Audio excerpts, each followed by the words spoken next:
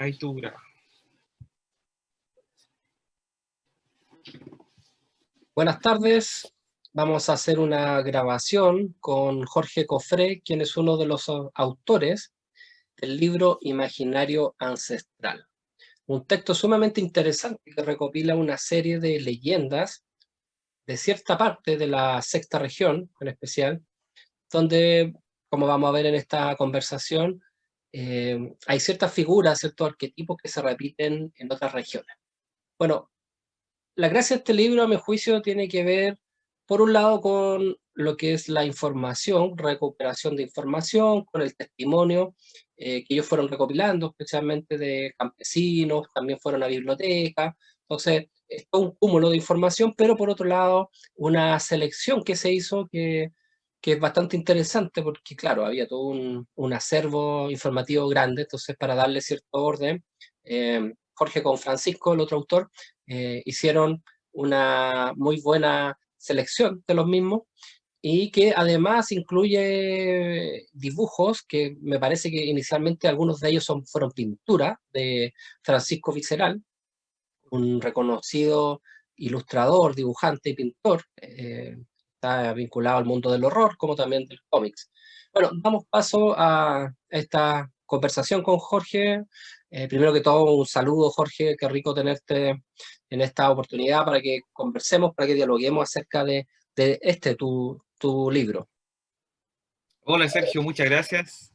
Sí, pues de todas maneras, un placer siempre conversar contigo. Y qué mejor esta vez que conversar un poquito sobre este texto, en el cual tú también formaste parte, siendo digamos, el editor y colaborando ahí con un prólogo en la tercera edición. Cuéntame, tercera edición ya. A ver, ¿cómo ha sido la recepción de la gente? ¿Si fue lo que tú esperabas o fue algo distinto? ¿Cómo ha ido ese tema?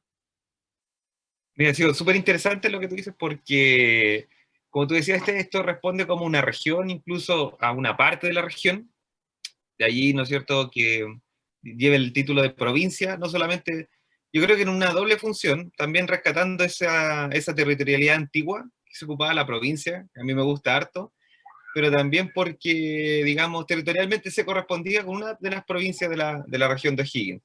Entonces, ha sido bien llamativo porque, como tú señalabas, si de alguna manera igual están estos arquetipos, estos tópicos que se tocan en toda la mitología del Valle Central de Chile, y eso ha hecho que, de alguna manera, personas de Chillán, no sé, pues Temuco, Concepción, Los Ángeles, Talca, hayan encargado el libro. Entonces, ha sido bien llamativo eso, y que ha hecho, como tú me preguntabas ahí, que estemos, digamos, en la tercera edición. Al principio nosotros pensamos que iba a ser más acotado, de hecho nos fue bien con la primera, segunda edición, pero digamos acá, en la región. Entonces nosotros dijimos, este era como el público, nosotros esperábamos que Claro, respondiera, digamos, ¿no es cierto?, al texto, pero el alcance, digamos, se fue más allá, y este ha sido bien interesante ese diálogo, o los que nos comentan las personas que han recibido el texto. genial. Bueno, si pudieras compartir alguna imagen que tuvieras por ahí de la portada del libro, la que tú tuvieras para que las personas que se interesen en este libro ya vayan como poniendo atención. A mí me alucinó mucho realmente la portada, es sumamente bella. Lo bueno es que son dibujos realizados específicamente para este texto, no son lo que normalmente se hace, que se toma imágenes que andan por ahí libres de derechos o que son muy antiguos, sino acá, en este caso, Francisco Visceral Rivera hizo ilustraciones especiales en atención a las principales leyendas que están en este texto. Bueno, recordemos que este texto es un texto en coautoría de Jorge, a quien tenemos en estos momentos, con Francisco Castro, también otro amigo, que tuvieron una labor, me parece, de 2 años, donde juntaron una serie de leyendas. A ver, cuéntame del trabajo de recopilación, que es sumamente importante. ¿Cómo ustedes recopilaron esta información? ¿De dónde la sacaron? ¿Cómo llegaron a tantas leyendas? Porque no recuerdo exactamente la cifra, pero Me parece que son 32, algo así, de leyendas que salen en el libro, pero me recuerdo que en algún momento ustedes me hablaron que eran más de 100 posiblemente leyendas que fueron juntando, pero tuvieron que hacer un trabajo de selección. Cuéntenme de eso, cómo recopilaron esa información y después cómo seleccionaron las que les parecieron más interesantes y por qué. Como tú dices, la cantidad igual era amplia. En este primer tomo, como se señala ahí en la imagen, bueno, a ver, nosotros partimos, digamos, Francisco partió esta investigación, él fue, digamos, el gestor, luego él me incluyó ahí muy, digamos, muy amablemente, ¿no es cierto? Él me invitó a participar del proyecto y, y, digamos, él en una primera etapa, digamos, como de unos 6 meses, había hecho como un recorrido previo en bibliotecas, archivos, en que había encontrado un poco lo más clásico que hay, no sé, pues Oreste Plat, Sonia Montesino, eh, y alguna, pero se fue encontrando, digamos, dentro de eso más clásico, con algunos documentos ya más como acotados, es decir, bibliografía como poco conocida, de tirajes pequeños, gente de la región que había hecho esta tarea un poco, muchos años, décadas atrás, y también con algunos documentos más fragmentarios, es decir, no como artículos de algunos periódicos, cosas así. Entonces se dio cuenta de alguna manera que no, desde la región, digamos, no existía como una... Si uno quería ir a revisar el tema desde lo que se había hecho en la región, no había mucho. Es decir, como está bien estas geografías del mito, como grandes, pero no había algo más como con la impronta del mismo territorio. Entonces de ahí surgió la idea, digamos, de hacer esta recopilación y en el camino nos encontramos que, yendo a estos archivos, también nos encontramos con, digamos, con el tema de la oralidad. Es decir, nos encontramos con aquella gente que aún, ¿no es cierto?, es cultora de toda esta historia, y nos dimos cuenta que ahí habían como dos formas de trabajo. Es decir, trabajar con la gente que nos podía contar, como también con estas fuentes. Entonces, las dos juntas, digamos, era una masa así gigante de información, y surgió la idea de dividirlo en dos tomos. Entonces, este primero, que es el que estamos presentando ahora, que son fuentes escritas, aún así están apoyadas, digamos, de repente por testimonios orales, pero en la mayoría son escritas. Y un segundo tomo que estamos trabajando para fines de este año, digamos, eh, que serían fuentes más central oral. Y ahí la recopilación tuvo que ver con, digamos, con un masticar un poco la información, procesarla harto, eh, en que nos dimos cuenta de que siempre había como una recurrencia de ciertos temas, ¿verdad? Y así como iban apareciendo, y digamos de lugares que no necesariamente estaban tan conectados, a pesar de que la región es pequeña. eh, Pensemos que muchos de estas historias surgen décadas atrás, cuando la conexión era precaria, cuando un invierno te significaba quedar aislado en algunas partes. Entonces, aún así, digamos, existían estos tópicos que se repetían. Entonces, digamos, revisando, trabajando, surgió la idea de, digamos, de articularlo de alguna manera, y nos dimos cuenta de que el territorio en sí era como el elemento protagonista. Entonces, de alguna manera, pero no, de alguna manera como el territorio no así como un soporte, digamos, uno tiende a entender el territorio como un soporte donde uno vive, ¿cierto? Pero era más que eso. Es decir, de alguna manera tomamos esta idea como un poco de, como ancestral de alguna manera, como de algunos pueblos ancestrales, de que el territorio es como parte de su ser, de su identidad. Entonces, de alguna manera, parte de ese ser está expresado en el territorio, en la naturaleza, en lo que existe ahí. Y en este sentido, por decirlo de alguna manera, como visión suponte mapuche, sirve mucho como para explicar este armado que nosotros hicimos, en el sentido de que como visión mapuche, digamos, la relación con la naturaleza y el ser es como muy íntima. Entonces, como por ahí de repente se dice, ¿cierto?, cuando hablan de la bravía de los mapuches, que defendían los mapuches, y tiene que ver más que defender grandes cosas, te fijas, como lo hemos conversado otras veces, ahí los europeos, me acuerdo, Hegel decía, América es demasiado geográfica versus Europa, que es muy histórica. Ujú. ¿cierto? Como que no tenía historia América porque no tenía grandes construcciones ni escritos, pero la gracia estaba ahí. Es como más en una concepción de habitar, de ser, más filosófica de cómo vivir en el territorio.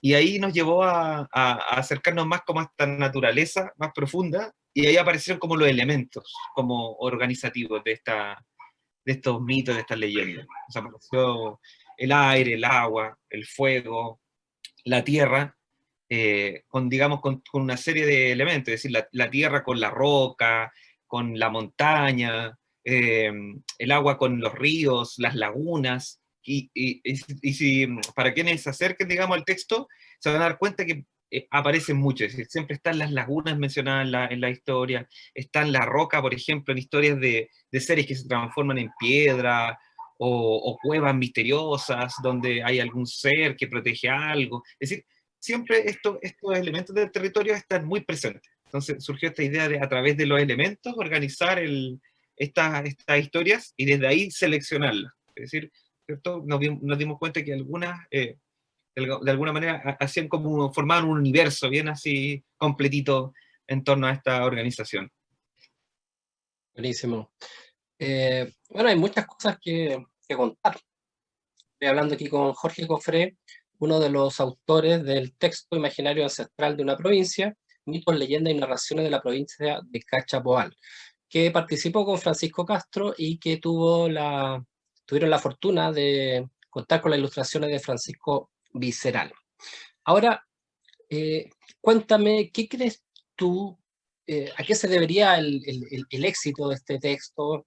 Obviamente no son estas temáticas comunes, populares, entonces un éxito de alguna medida va a significar para nosotros que una edición, por ejemplo, de 100 ejemplares, se venda en 1 o 2 semanas, que fue más o menos lo que aquí ocurrió. Entonces, entendiendo eso, obviamente, porque no es una novela de ficción, no son como no hay todo un apoyo logístico, esto es como bastante underground. Eh, ¿Cómo a pesar de aquello tú crees que, a pesar de todos estos obstáculos que puede tener este tipo de narrativa, sin embargo, ha sido bien exitoso y que ha contado con una tercera edición, que mucha gente que lo comenta? ¿A qué crees que se deba eso? Eh, Uy, buena pregunta. Mira, eh, a veces yo creo que tiene que ver un poco con, Eh, bueno, tú también lo viste que, digamos, el año pasado, bueno, fue un año bien especial de alguna manera. Eh, yo creo que hartas personas se volcaron, digamos, a la lectura bastante, a este tipo de lecturas que, como tú decías, no son ficción, tampoco son, digamos, investigación antropológica o, digamos así, o histórica más dura, ¿ya? En términos de que no, su lenguaje, digamos, no es más literario, no es el de este rigor más investigativo, y que tiene que ver, yo creo, un poco con, de alguna manera, nosotros en el presente que estamos, funcionamos como sobre lo fáctico, lo pragmático, lo instantáneo, lo que permite hacer funcionar, digamos, la cotidianidad de la vida. Y en eso hemos perdido como un poquito como el relato, como la narrativa de ¿cómo decirlo? Como de la vida. Es decir, si te fijáis, como que toda historia, toda sociedad se construye bajo una mitología, una narrativa. Y eso es lo que digamos, le da como un sustento, le permite, digamos, proyectarse. Y de alguna manera yo creo que las personas están como ávidas de eso, de buscar digamos, una narrativa, una mitología a la vez propia y también como del lugar en el que habitan, de la sociedad a la que pertenecen. Entonces yo creo que eso hizo bastante que mucha gente se acercara, digamos, también en un tiempo en que permitió pensar más, quizás de repente, reflexionar, digamos por una cosa de tiempo, si todos vivimos en el mundo de lo rápido, ¿no es cierto?, del trabajo, de la cotidianidad, y de repente a lo mejor esto nos permitió acercarnos más un poquito a este tipo de temas. Y yo creo que también también en esa construcción, digamos, como narrativa, mitológica, está lo fantástico, que yo creo que si a alguien no le gusta es porque su niño interno ya falleció, algo le pasó, ¿te fijas? Sí. Porque siempre es como, yo creo que desde chico, ¿no es cierto?, a uno le fascina la mitología por estos seres extraordinarios, estas situaciones que desafían lo cotidiano, por lo que uno ve normalmente, en que lo que uno sueña o está ahí, ¿no es cierto?, estas quimeras se hacen posibles en estos relatos. Entonces yo creo que eso de alguna manera despertó harto el interés en las personas que se acercaron al texto. Y como decías tú también, el tema de las ilustraciones, yo creo que eso le da como una vividez también a los relatos. En ese sentido, el trabajo del Pancho, del Francisco Visceral, fue súper bueno en sentido de que lo hace atractivo, lo hace llamativo. Mucha gente, ¿cierto?, también nos felicitó o nos hizo ahí hincapié en las ilustraciones. Tanto así que la última edición la mandamos con algunas ahí postales de regalo de Francisco. Iba la última edición ahí con algunas postales de regalo porque le llamaron bastante la atención, o nos preguntaban si el arte se vendía aparte o cosas así. Wow, Ah, buenísimo. Bueno, hay algo que a mí me llama harto la atención y creo que tiene que ver con todo un proceso que se viene dando desde ese, puede ser unos 10 años quizás, y que de alguna parte tú eres partícipe, yo también soy partícipe, eh, que tiene que ver justamente con la búsqueda de una identidad, con el deseo también de descubrir quiénes somos, que es una pregunta como muy importante. Siento como que, especialmente en estos momentos en que la globalización es predominante, la tecnología cada día es más fuerte, y donde vemos que, por ejemplo, algo que ocurrió en China inicialmente terminó afectándonos igual acá en Chile. Vemos todo este entrelazado que es la globalización, que es muy poderoso y que pareciera que es inevitable. Entonces, frente a eso, uno igual se pregunta, en el fondo, quiénes somos, ¿ya? Y si realmente existe este país llamado Chile, y si la respuesta es afirmativa, yo creo que obviamente sí. ¿Qué constituiría lo propiamente identitario, lo propiamente chileno, lo propiamente nuestro? Entonces, han surgido voces que esto no tiene nada que ver ni siquiera con política, nada más allá, eh, que de alguna manera, incluso la misma Historia Secreta que hizo Baradit, y una serie de textos que surgieron, por ejemplo, en torno a figuras de la Guerra del Pacífico, o también revisiones sobre Arturo Prat, etcétera, que claro, son dimensiones muy distintas quizás, pero en el fondo apuntan hacia algo que unifica, que es como la pregunta por el ser chileno. O sea, en el fondo, ¿qué podemos rescatar de los chilenos frente a todo este tema de universalidad, de globalismo? Entonces, ¿qué elementos son propiamente nuestros? Yo siento que aquí como que acá hay algo que evidentemente tiene un poder y que tiene un sentido territorial y popular también. Las leyendas en el fondo rescatan vivencias y miradas, y también en el fondo podría ser hasta una cosmovisión, una forma muy especial de ver la vida, la muerte, la existencia, las relaciones con la naturaleza. Acá hay un tema importante, o sea, las leyendas muchas veces tienen un contenido ecológico que pasa como desapercibido, que todavía no conozco a alguien que lo haya estudiado, pero podemos analizar muchas leyendas desde una perspectiva ecológica, en el fondo la defensa de la naturaleza, o cómo la naturaleza también tiene ciertas entidades que la protegen, ¿ya? Que se llaman en algunas tradiciones las hadas, los elfos, los elementales, etcétera. Y acá también en Chile encontramos estos personajes que, por ejemplo, el Trauco, que ya tiene que ver quizás con otra zona, no Colchagua, no la sexta región, sino específicamente Chiloé, pero donde originalmente el término Trauco no hacía referencia como a este ser como libidinoso, pequeño, maldadoso, sino más que nada hacía referencia a un ser protector de las aguas, por algo Trauco, que en mapuzungún significa agua, ¿cierto? Entonces era como el protector de las aguas. Entonces, las leyendas tienen que ver también con ese tipo de narrativa y de relatos como muy sutiles que no dimensionamos. Bueno, por eso yo creo que es importante como este rescate de leyendas de una zona específica, pero que, como hemos visto, hay arquetipos que se repiten, no solamente para la sexta región, sino para gran parte del país. Bueno, Cuéntame de cuáles fueron tus leyendas favoritas, de las que recopilaste, cuáles te gustaron mucho. Bueno, ahí, aquí vemos todo un desglose, un listado de narraciones o leyendas, que son bastantes, pero nómbrame tres que a ti te hayan llamado la atención o que te hayan gustado. Mira, claro, por ejemplo, la misma portada, que es la que pudimos ver ahí acá, Francisco hizo ahí una interpretación del monstruo de la laguna del Tahuatahua, que esa es una leyenda que a mí me gusta bastante, a Francisco también. Eh, bueno, finalmente también por eso quedó ahí en la, digamos, en la portada. Eh, a ver, por varias razones, mira, esta leyenda es bien particular porque, digamos, la descripción gráfica del monstruo de la laguna existe en una ilustración del siglo XVII y que esa ilustración está en Sevilla, en España. Es bien curioso ese dato, y es porque se dice, bueno, dentro de la leyenda se cuenta un poco que este monstruo iría en algún momento, fue a parar a España. ¿Te fijas? Entonces ahí alguien lo ilustró y quedó esta ilustración del siglo XVII español. Entonces, pero digamos, la leyenda en sí, además de esa particularidad, eh, tiene varias cosas interesantes, como dices tú, combina un poco harto elementos.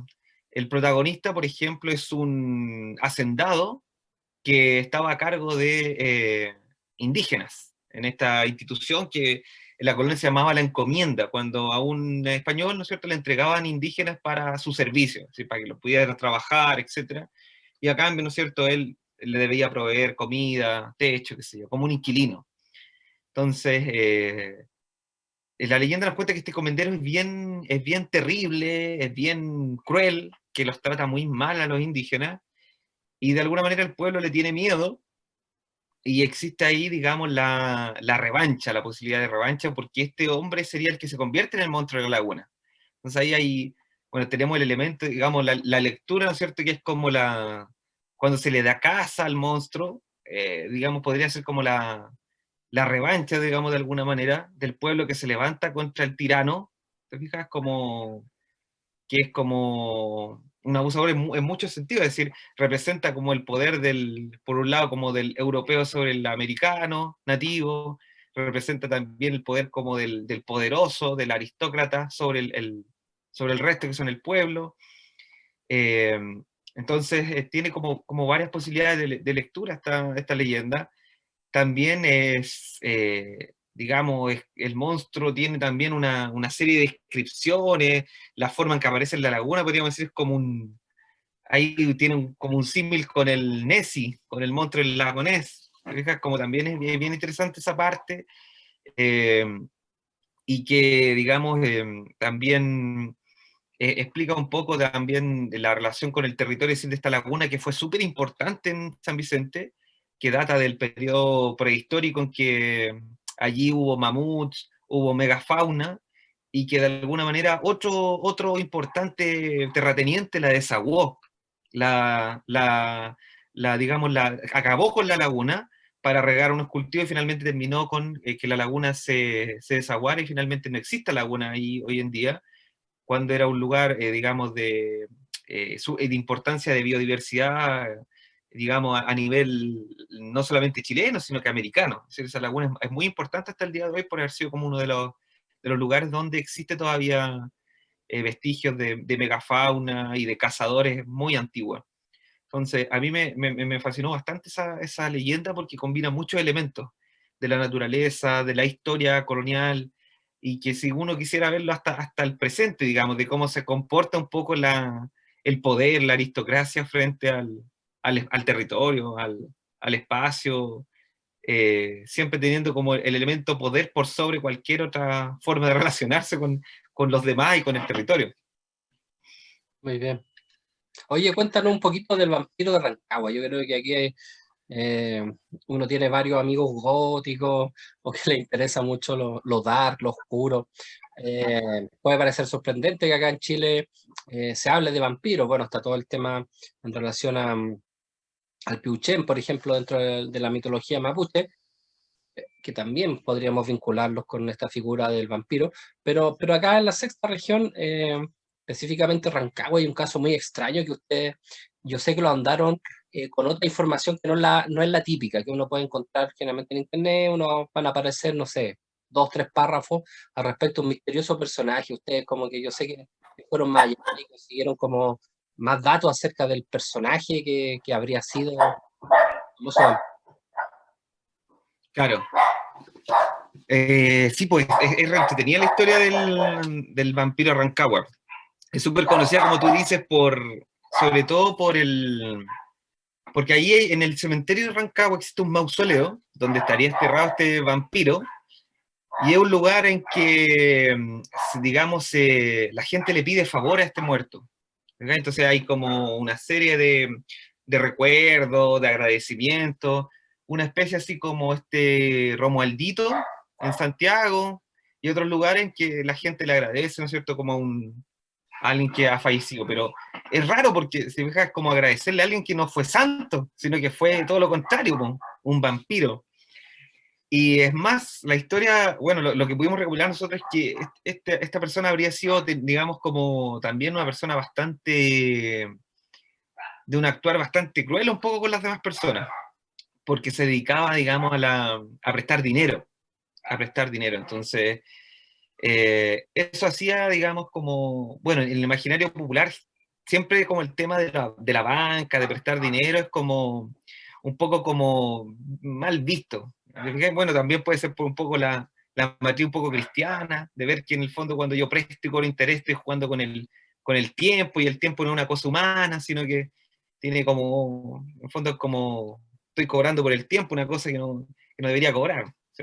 Claro. Entonces, este vampiro, digamos, tiene digamos, a ver, partiendo de que un personaje, digamos, que participó en un acontecimiento importante, es decir, fue el personaje real al que se le atribuye esta historia, fue al regidor en ese tiempo de Rancagua, alcalde, ¿cierto?, perteneciente a una familia, digamos, de impronta de la aristocracia vasco-castellana, que sería Lastarria, ¿cierto? Está familiar también José del Victorino conocido, Lastarria.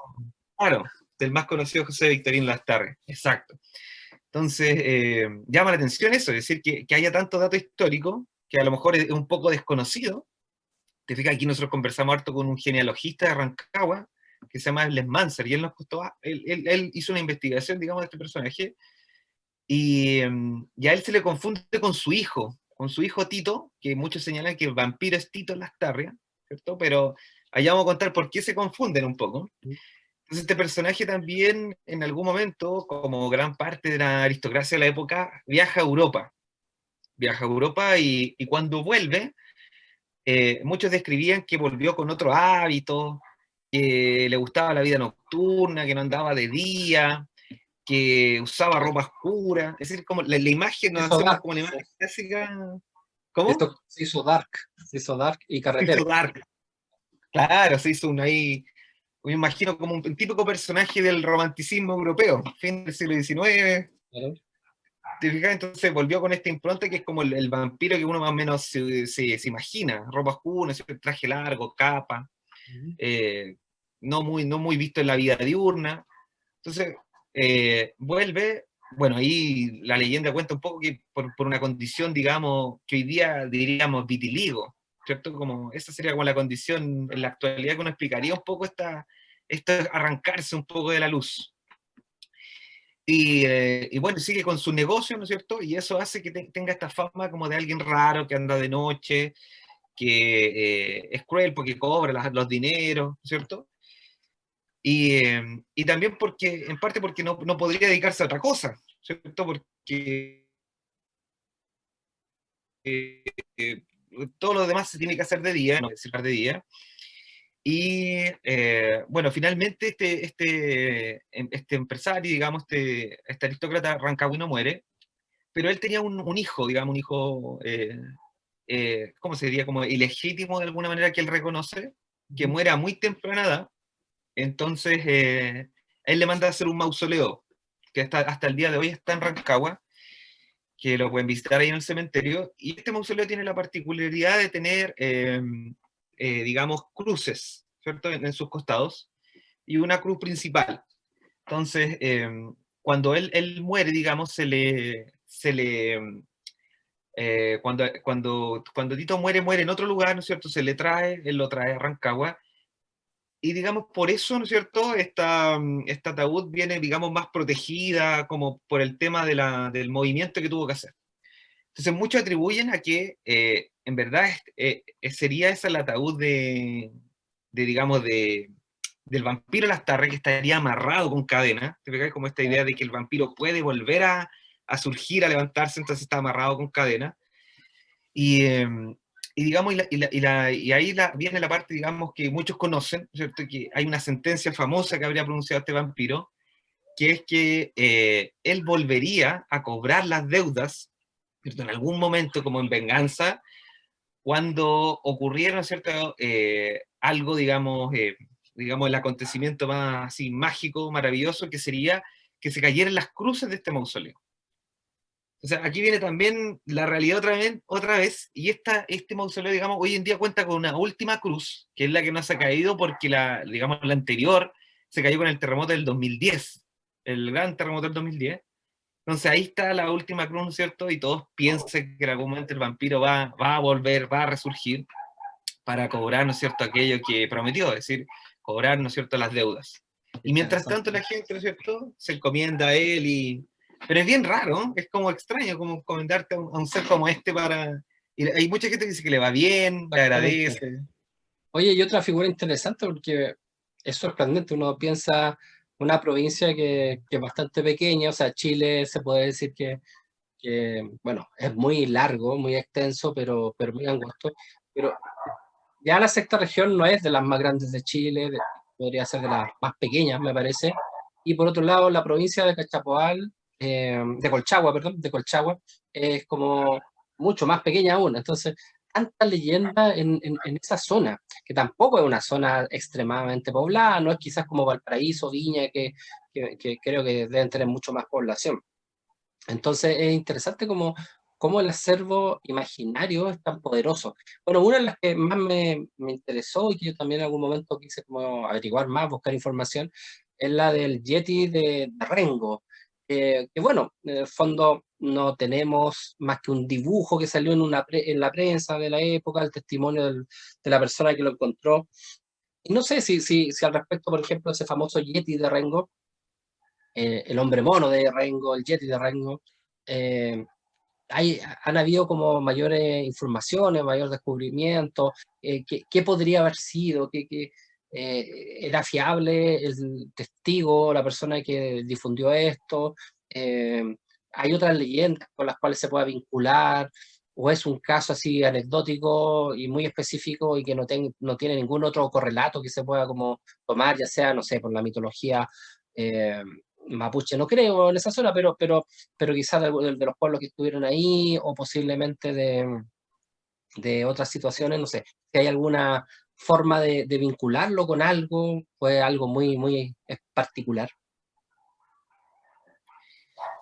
Sí, mira, como dices tú, claro, uno a lo mejor lo podría vincular con otras tradiciones, como el ñeco u otros, que son, digamos, como de otras latitudes, pero en este caso es como, digamos, tiene como hartas particularidades el caso del hombre de las nieves de Rengo.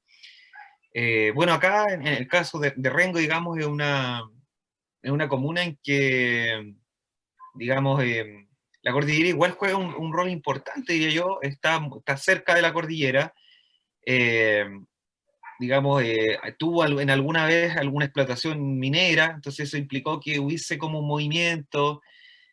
También está como una de las primeras plantas, digamos, de hidroelectricidad que abasteció a la ciudad, digamos, muy tempranamente. Eh, y, digamos, una serie de otras actividades, digamos, bueno, lo más tradicional, ¿no es cierto?, la actividad de los arrieros, ligada a la cordillera, pero digamos, también Rengo llevó alguna vez el nombre del río, ¿cierto?, que pasa a su alrededor, ¿cierto? Se llamó Aldea del Río Clarillo, algo así. Y en ese sentido, eh, digamos, conversando con la gente, ¿no es cierto? Todo el mundo conoce historias de la cordillera, digamos, de serie y otros, pero este es como bien, digamos, bien anecdótico, particular. Yo creo que llamarte así como el vampiro Rancagua, yo creo que sobre todo últimamente, ha tenido como ha cobrado como gran relevancia, tiene hartas búsquedas en YouTube, ¿cierto? Llama harta la atención el Yeti de Rengo, porque uno dice el Yeti, ¿no es cierto? Como una tradición como de otros lados, y de repente aparezca en Chile, en Rengo, en una localidad pequeña, como dices tú, una región más bien chica de Chile, Claro, es como sorprendente. Entonces, eh, digamos, yo no sé si tiene como tantos otros como correlatos que lo afirmen. Lo que sí la historia, digamos, como gana fuerza, digamos, porque tiene varios testigos. Yo creo que eso es como lo clave. Testigos, digamos, de familias diferentes, de tiempos distintos, eh, y que, y que de alguna manera también existió incluso como una investigación en su momento. Vamos a decir, existieron corresponsales acá de un diario extinto que se llamó La Gaceta, que durante varios años estuvieron revisando, incluso hubo como expediciones en su momento con carabineros, con gente de socorro andino, incluso se formó un club, el Club de hombre del Hombre de las Nieves de Rengo. Entonces, claro, hubo como fue como que causó harto revuelo, digamos, en su momento, que esto fue en los 60. mira qué interesante.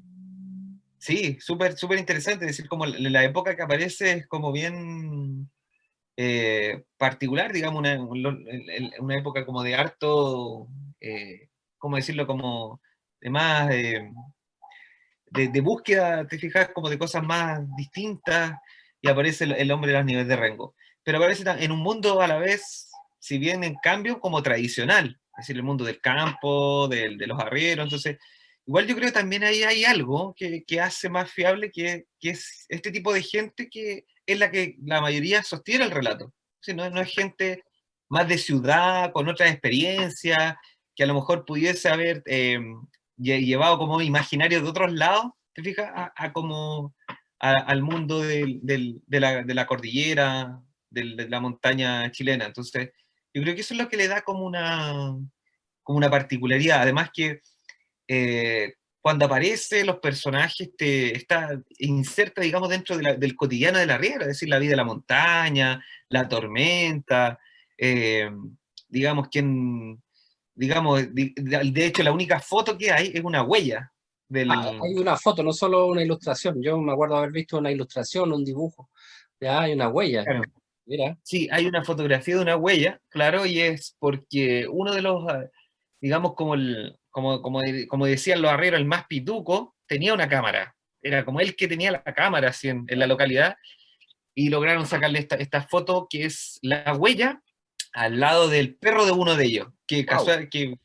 que no sé, como por sincronicidad se llamaba Pitonizo, casualmente el perro. Rarísimo, sobre todo para gente arriera, como que uno no vincula un término que tiene que ver con la mitología griega y con todo lo que significa en este mundo eh, de la zona de Colchagua.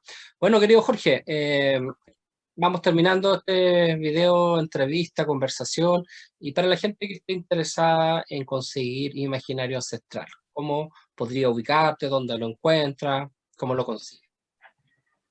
Mira, acá en la región, digamos, nosotros estamos principalmente en Casa del Libro, en Rancagua, en Queleo, Santa Cruz, en Queleo, San Vicente, en Umbral, en Rengo, pero Buenísimo. sobre todo para aquellos que, como digamos, nos están viendo, quizás escuchando de otros lugares, ¿no es cierto?, les llama la atención.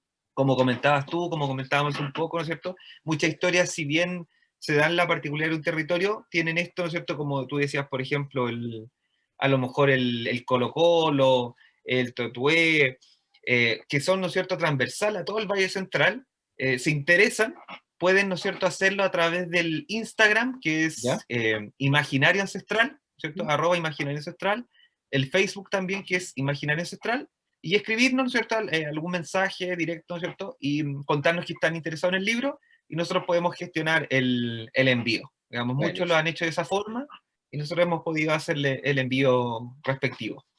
Bueno, y un saludo finalmente a las personas que vieron este video, esta entrevista, y que quieran conseguir el texto. ¿Algunas últimas palabras para ellos?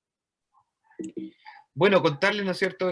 Agradecerte a ti, Sergio, por tu tiempo, ¿no es cierto? Tu dedicación, tu apoyo también en este trabajo, ¿cierto? Gracias. Bueno, para mí fue importante sacar este texto porque siento que justamente tiene que ver con este rescate del cual yo hablaba, del territorio, de nuestras tradiciones, también de nuestros antepasados, nuestros ancestros y el acervo cultural de un pueblo. Claro, súper. Bueno, ahí está el contacto también por si alguno nos quiere comentar, hacer llegar alguna inquietud también, ¿cierto? Está el correo, Perfecto. Imaginario Ancestral. Muy bien. Y bueno, además, ¿no es cierto?, decirle a las personas que muchas gracias en general, ¿no es cierto? Quizás nos van a estar viendo algunas de las que ya adquirieron el texto, por su apoyo, por su, digamos, por adquirir el texto, ¿no es cierto?, por interesarse en el tema, por los comentarios que nos han hecho llegar y por la gran recepción que nos tienen, ¿no es cierto?, conversando ahora en una, digamos, bajo el alero de una tercera edición ya. Buenísimo.